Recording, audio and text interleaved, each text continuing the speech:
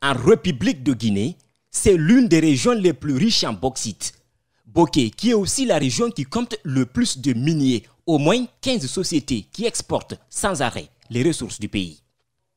Mais la région de Bokeh, ou plutôt les habitants de Bokeh, ne tirent presque aucun bénéfice. La plupart des routes sont dégradées et à la nuit tombée, la ville est plongée dans le noir.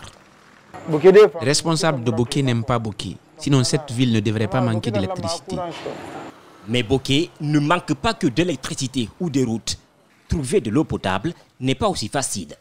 Il faut dire que la SEG n'est pas en mesure de satisfaire la population. L'eau ne vient que 2 fois dans la semaine pour moins de 3 heures. Alors, beaucoup se tournent vers les propriétaires de forages. Il y a les gens qui se lèvent à 4 heures pour venir chercher l'eau.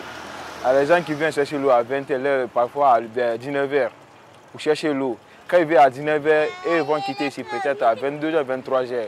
Ça veut dire qu'il y a beaucoup de personnes. Et s'il n'y a pas d'électricité, ce qui est fréquent, c'est une autre histoire. Pourtant, les populations en zone minière ne devraient manquer de rien. Message répété à chaque inauguration de nouveaux ports dans la région, comme ici à Dapilon, en octobre 2016. Il est important que le développement des mines dans la région de Bokeh profite aux populations de Bokeh, particulièrement aux jeunes et aux femmes.